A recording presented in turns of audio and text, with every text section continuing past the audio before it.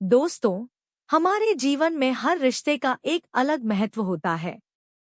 हर रिश्ते के लिए एक अलग स्थान होता है। हर रिश्ते का एक मतलब होता है और हर एक रिश्ते का एक सफर होता है। यह सफर कभी ना कहीं खत्म होता है। बस एक पति पत्नी का रिश्ता ऐसा होता है जिसका यह सफर आखिरी सांस तक चलता है। आधुनिक विज्ञान के जमाने में हमने बहुत ज्यादा तरक्की कर ली। हम बहुत होशियार हो गए, लेकिन कभी कभी हमारे जैसे होशियारों को भी कुछ गंवार लोग ऐसे मिल जाते हैं जो हमें काफी कुछ सिखा जाते हैं। बस अभी 1 महीने पहले की ही तो बात है। घर के पिछले भाग में माटी डालने का और प्लांट्स लगाने का काम रमन और कला इन पति पत्नी के जोड़े को दिया था। पहले दिन दोनों आए। दोनों ने खूब अच्छा काम किया। दूसरे दिन सिर्फ रमन आया। शायद कला बीमार होगी। उस दिन दोपहर में मेरे साथ खाना खाने के लिए मैंने रमन को बहुत आग्रह किया। कई बार उसे कहा कि मेरे साथ खाना खा लो, लेकिन वह माना ही नहीं। वह बोला कला नाराज हो जाएगी। मैं बोला अरे रमन, तुम कितना डरते हो अपने बीवी से। वह बोला मैं नहीं डरता साहब। कदर करता हूँ उसकी, सम्मान करता हूँ उसका। मुझे उसके शब्दों पर हंसना आ गया।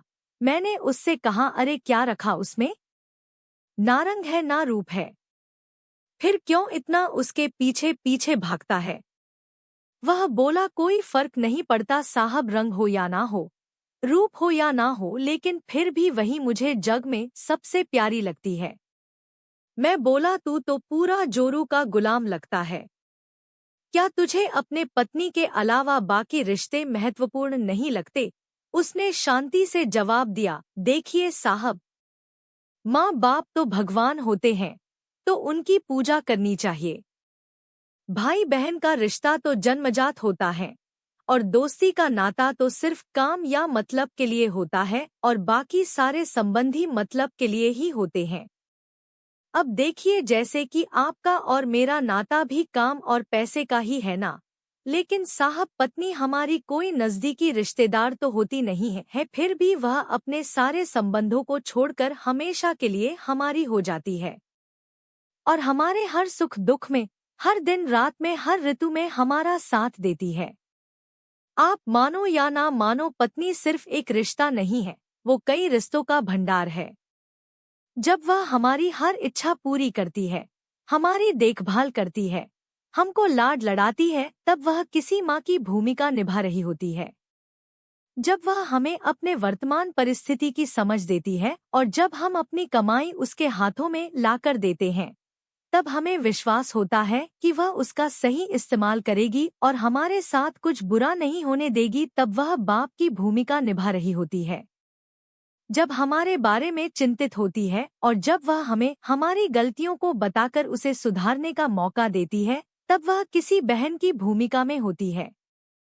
जब वह हमें अपनी नई नई इच्छाएं बताती है, हमसे किसी चीज की मांग करती है, नखरे करती है, रूठती है, जिद करती है, तब वह किसी बेटी जैसी होती है।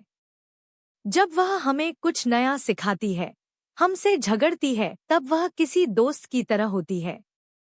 जब वह हमारे घर की और हमारे रिश्तेदारों की सबकी जिम्मेदारी अपने सिर पर उठाती है, तब वह मालकिन होती है।